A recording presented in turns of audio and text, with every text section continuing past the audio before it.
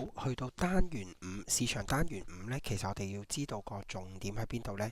第一就係呢一課呢，其實係成個市場裏邊呢數一數二呢係常考同埋內容多嘅。好啦，其次我哋呢見到呢熒光幕呢第一版、第二版其實都有唔少嘅 highlight 嘅地方嘅。我哋先睇一睇呢，我哋要知道嘅4個 P 裏邊第一個 P 產品策略。好啦，我哋呢要集中呢喺產品策略裏邊呢，其實去諗一諗嗰個嘅有啲乜嘢我哋要知道嘅。咁今年呢，其實算係一個中度嘅熱門啦，係啦，而且佢考嘅時候呢，集中係可能係講緊4至6分嘅，係啦。咁即係話咩意思呢？產品呢，其實佢有佢嘅售後服務啦。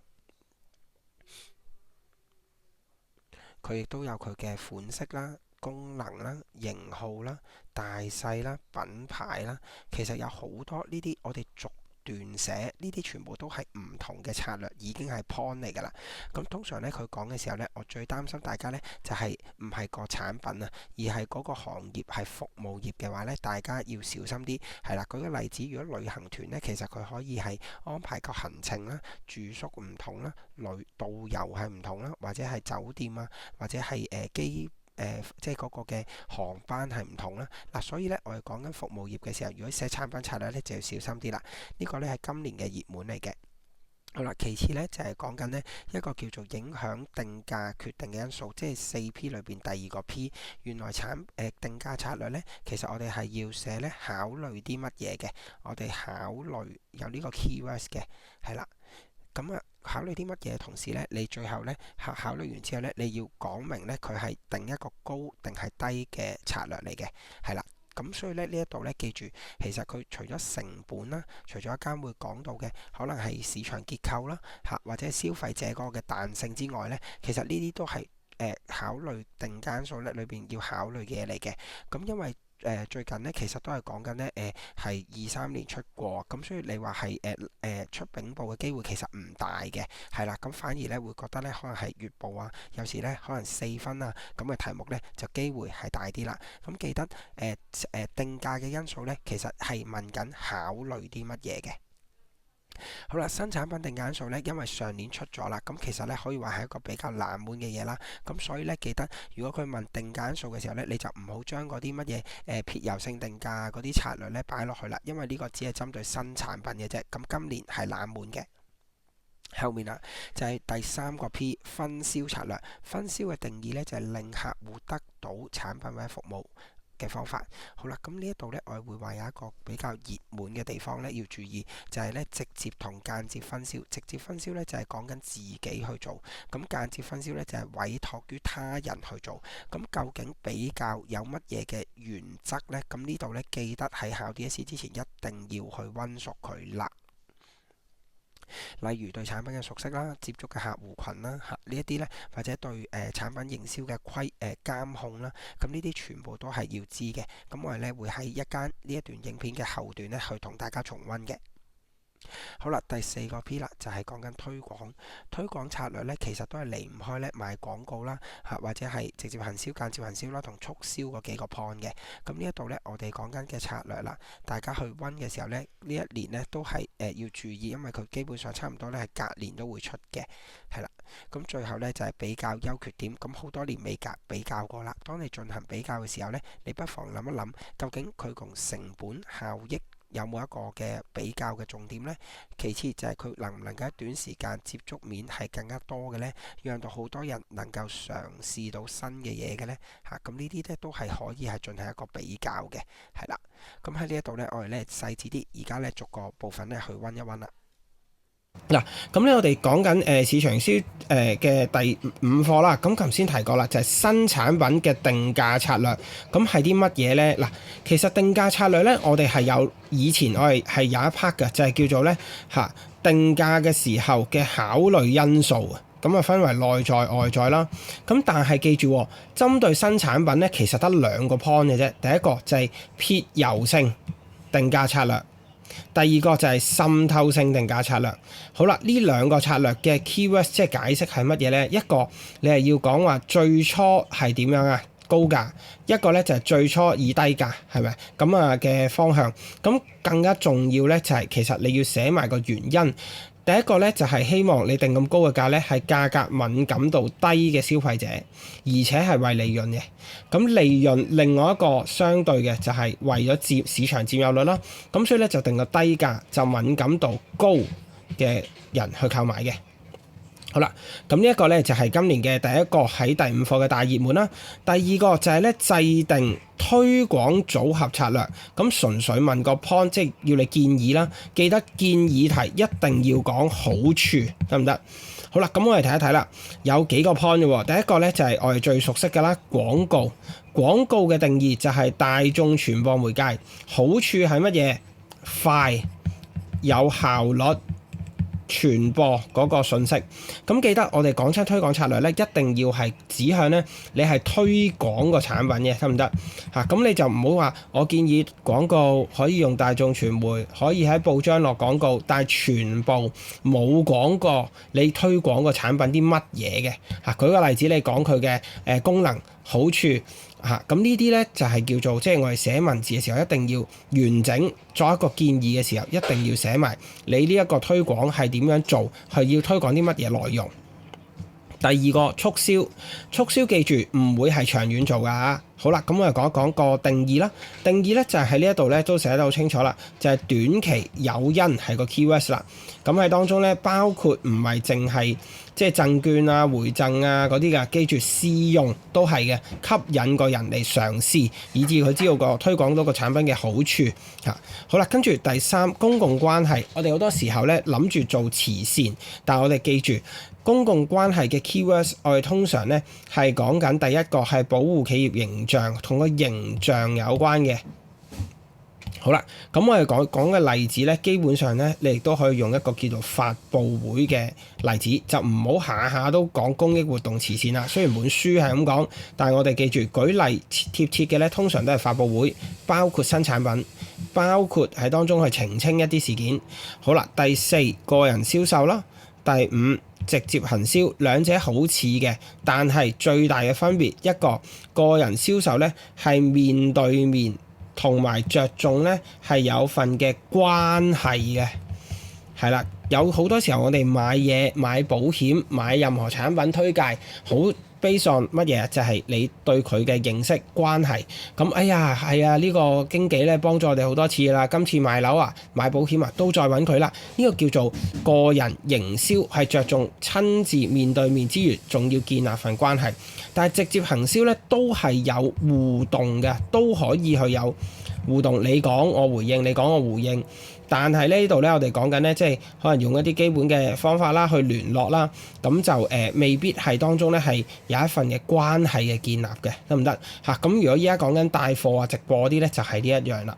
OK，好，咁跟住咧，我哋去到第三個部分啊。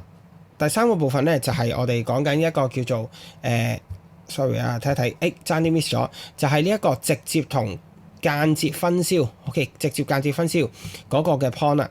嗱，其實咧我哋講到直接間接分銷咧，一定係講比較準則啦。咁當然啦，我哋先了解下乜嘢係直接分銷先。直接分銷好直接嘅，就係講緊自行銷售咯。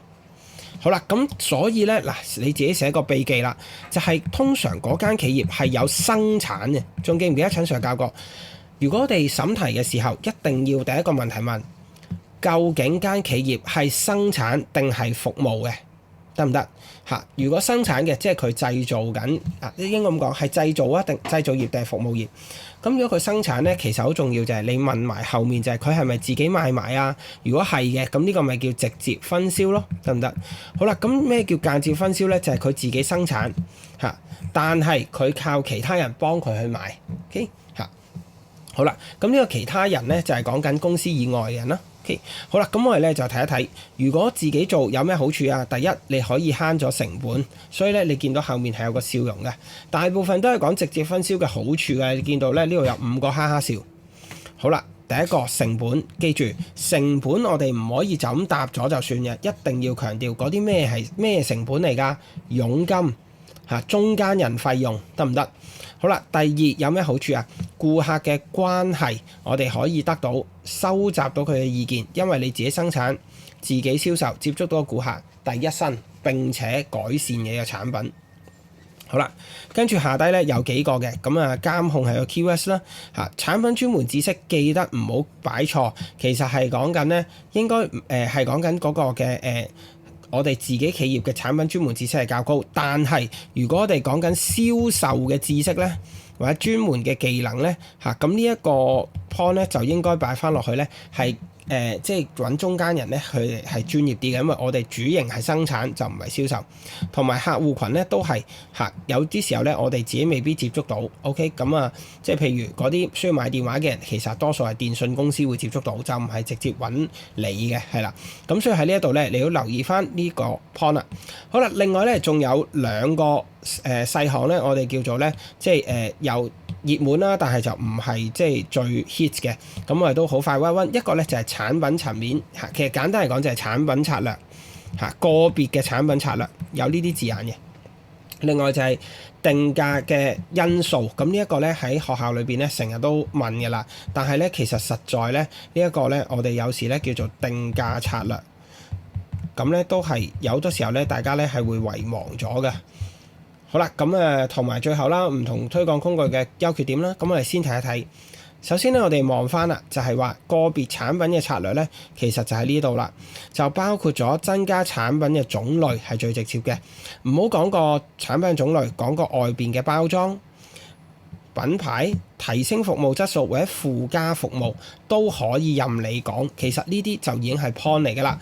咁例子同解釋都基本上擺埋一齊，所以呢啲咧唔會係8分10分題，通常係2至4分。咁你記得，如果依家你淨係諗到產品種類，咁你就記一記包裝啦，記一記售後服務啦，好冇嚇？咁呢一啲咧都係幫助自己去溫到書嘅。好啦，跟住定價策略最緊要記得2部分，一個係內在，一個係外在。內在自己控制到嘅，譬如你自己嘅營銷目標啦，你嘅成本啦。咁如果你考慮晒呢啲之後咧，咁你定嘅價咧，記得個 tips 係乜嘢啊？要定價答呢一啲題目，一定要講到定個高定係低。如果你要考慮市場銷組合係一個高端形象、高級產品、材料進口，咁呢一啲好明顯就係咩啊？要定一個高嘅價。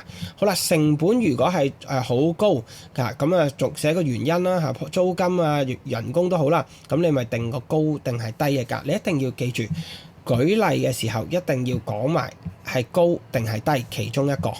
好啦，外在因素離唔開2樣嘢啫，消費者、競爭者2樣嘢得唔得？咁你睇佢哋嘅反應而定價，都係嗰句要有高價定係低價，一定要講到 situation 係點樣定嘅。